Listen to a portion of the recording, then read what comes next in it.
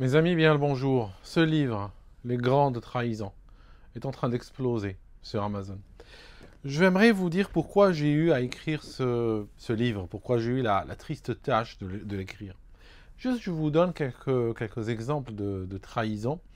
En réalité, c'est pas seulement de trahison. En réalité, il est grand temps que les Occidentaux réalisent que leurs États leur ont déclaré la guerre.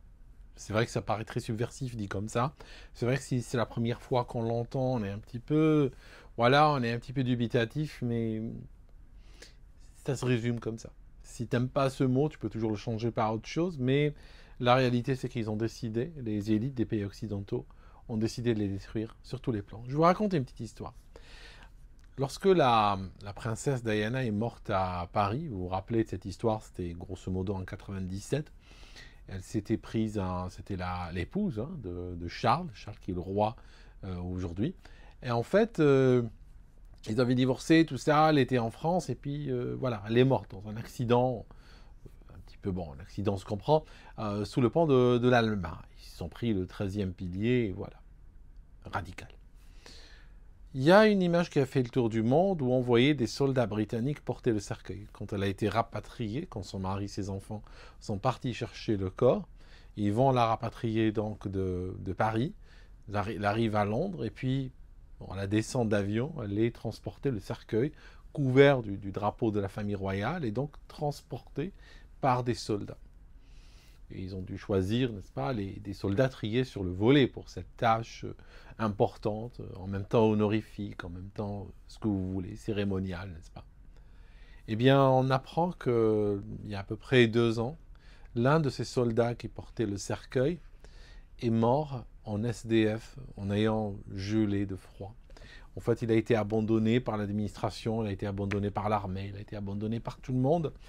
Et donc, voilà, il a fait plusieurs guerres, stress post-traumatique, alcoolisme, ce que vous voulez, surtout l'abandon. Ça signifie que ce qu'il a vécu est terrible, hein, mais le fait d'avoir été trahi, d'avoir été abandonné de cette manière-là, bon, voilà, ça a eu raison de sa vie. Si vous regardez, le Royaume-Uni paye 7 millions d'euros par jour, hein, pas par semaine ou par mois, par jour, de chambres d'hôtel pour des migrants. Rien qu'aujourd'hui, à partir de 4 heures du matin, des gens qui observent le trafic maritime dans la Manche ont vu la marine de sa gracieuse majesté. D'ailleurs, on dit gracieuse même pour Charles, n'est-ce pas? Je vous parlerai un jour peut-être de l'hymne national britannique, qui n'est pas vraiment un hymne national. On l'appelle l'hymne national, mais ce n'est pas un hymne national. En tout cas, à partir de 4 heures du matin, la marine britannique, avec la marine française, eh bien, ont commencé un balai de transfert de migrants vers le Royaume-Uni. Ces migrants sont logés immédiatement dans des hôtels. Ils sont pris en charge depuis les plages et ils partent dans des hôtels.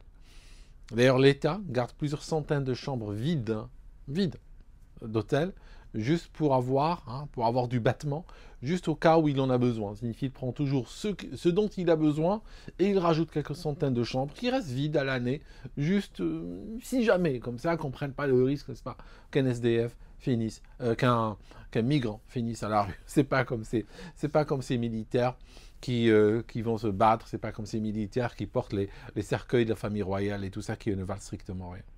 Vous voyez le niveau de trahison? Vous voyez pourquoi j'écris ce livre?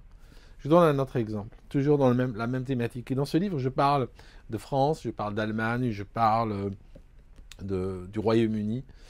Et voilà, c'est des situations extrêmement tristes, mais il faut en parler parce qu'une trahison à ce niveau-là, c'est plus un accident, c'est plus juste quelque chose fait par inadvertance. On est dans une action consciente et concertée contre les peuples. Je vous donne un autre exemple. Entre 2003 à peu près 2009, hein, sur cette période 2003-2009, les Américains étaient impliqués en Irak et donc les Britanniques sont partis avec. Le Royaume-Uni, vous savez, il aime bien être la colonie de ses colonies. Hein, c'est un truc très particulier. Aujourd'hui, juste pour vous dire, je saute rapidement de 2003 rapidement aujourd'hui à 2025 pour vous donner un exemple. Il y a des gens qui attaquent le groupe Tata, qui est un groupe indien, devant les tribunaux britanniques, parce qu'ils ont dit qu'il a fait du nettoyage ethnique dans des entreprises rachetées au Royaume-Uni. D'accord? Donc on a des des groupes indiens qui achètent des entreprises britanniques. D'ailleurs, Jaguar, la marque Jaguar a été rachetée par les Indiens. La marque Tetley, qui est un thé britannique important, a été rachetée par les Indiens. Les aciéries ont été vendues aux Indiens et aux Chinois, qui d'ailleurs ont décidé de les fermer. Le Royaume-Uni est le premier pays du G7 à ne plus pouvoir produire l'acier. C'est terminé. L'époque de l'acier, c'est fini. On ne pourra plus produire de l'acier. Il va falloir l'acheter à l'étranger aux conditions du marché. C'est fini, on ne peut plus en faire. Parce qu'on a vendu tous les bijoux de famille, on les vend sans arrêt. Voilà, c'est comme ça. Donc je disais que retour à cette histoire d'Irak, donc le Royaume-Uni s'implique avec les États-Unis. C'est pas du tout dans notre intérêt, c'est pas du tout dans l'intérêt du pays, il n'y avait strictement rien à gagner, il n'y avait strictement rien à y faire, mais parce que la colonie d'hier est partie, ben, il faut aller comme le caniche de ces ex-colonies. Donc, les militaires sont déployés, voilà. Et puis, il reste quelques années, ils reviennent. Et après, nous arrivons vers le milieu des années 2010. Que se passe-t-il? Des militaires qui sont généralement très très mal payés. Il faut savoir que ce n'est pas des gens riches dans ce pays. Ils sont payés au SMIC, n'est-ce pas? Eh bien, ils commencent à recevoir des lettres très menaçantes de cabinets d'avocats londoniens. Cabinet d'avocats écrit des lettres leur disant, voilà, on a un témoignage venant d'Irak. Monsieur Intel, qui habite à Fallujah, qui habite je ne sais pas où, qui habite à tel village, il a dit que tel jour, vous étiez là, et vous l'avez maltraité, vous l'avez bousculé, vous l'avez dit des choses, etc. Et aujourd'hui, ceci correspond à une violation de ses droits humains, et nous portons plainte contre vous, personnellement, nommément. Ok. Que s'est-il passé? Ce qui s'est passé, c'est que des cabinets, je cite un dans le livre, mais il y en a plusieurs qui ont fait ça, des cabinets d'avocats ont recruté des rabatteurs en Irak. Ils leur ont dit, trouvez-nous, débrouillez-vous, trouvez-nous des gens qui veulent témoigner contre des soldats britanniques. Donc, les rabatteurs sont partis en Irak, ont sillonné les villages, tout ça. Ils ont trouvé des gens, ils leur ont dit, écoute, tu t'en fous, juste tu vas recevoir de l'argent, je signe, quoi. Ils ont signé. L'avocat a pu obtenir les coordonnées des militaires. Comment il les a obtenus? Probablement l'armée lui a donné. Probablement, de l'intérieur de l'armée, il a pu obtenir les dates de déploiement et les noms et les adresses privées des gens qui étaient là. Donc, ils sont partis les terroriser avec ces lettres. L'armée a abandonné les soldats, n'a pas voulu les défendre. Les Irakiens étaient défendus par l'État britannique. Ça signifie l'avocat était payé par l'État britannique, n'est-ce pas? Et avait pris les frais d'avocat pour ces Irakiens pour pouvoir porter plainte contre ces soldats à la maison qui était abandonnée. Vous voyez ce que je veux dire? Demain, il y a une guerre contre je ne sais pas qui, par exemple le Royaume-Uni aimerait bien partir en guerre contre la Russie, je peux vous dire, personne ne partira mourir pour ce pays. Je vous assure que personne. Les gens se bougeront pas, ils prendront leurs affaires, ils diront que vous soyez russe, que vous soyez, je ne sais pas d'où venez, biélorusse, machin, ukrainien, brésilien, peu importe. Voici les villes, voici les villages, vous juste laissez nous prendre nos valises et partir. Je vous assure, c'est à ce point-là. Alors après, on découvre effectivement que tout ça a été monté de toutes pièces. Tout ça, c'était du mensonge.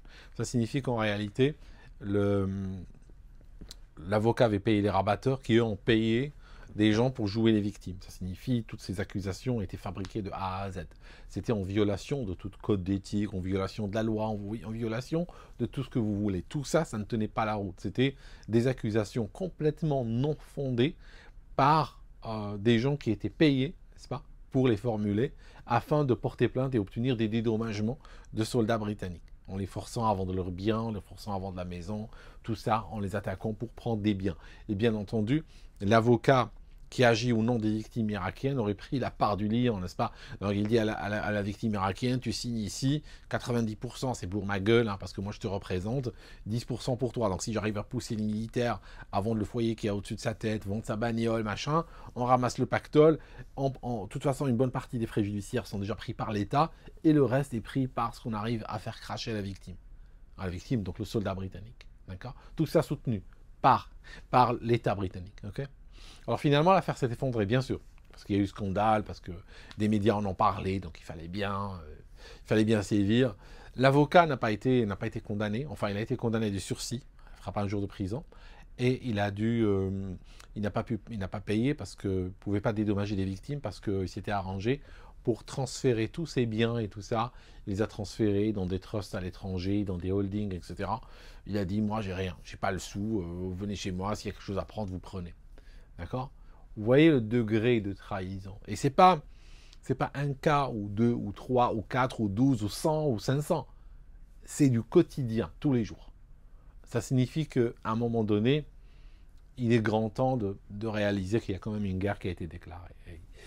C'est comme ça. Il y a une guerre qui a été déclarée dans le but, justement, de ruiner les Occidentaux, dans le but de les détruire, dans le but de détruire, comme je disais, leur famille, leur industrie, leur pays, leur tissu culturel, tout, pratiquement. C'est une guerre qui est multidimensionnelle sur 360 degrés en 3D. Donc c'est littéralement une sphère. C'est comme un ennemi qui les entoure littéralement sur la surface d'une sphère. De tous les angles, il n'y en a aucun qui est raté. C'est pour ça que j'ai écrit ce livre, Les Grandes Trahisons. Je vous invite à le retrouver sur Amazon. Ces histoires dont j'ai parlé, certaines sont là, certaines ne sont pas là. L'histoire des militaires, elle est là, beaucoup plus détaillée. Et l'une qui est assez, peut-être celle qui était l'une des plus poignantes, je trouvais, c'était celle des victimes de Telford.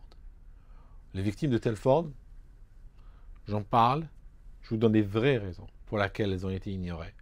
Mais il va falloir suivre le narratif pour comprendre. Vous vous mettez dans la mentalité, je vous mets dans l'ambiance.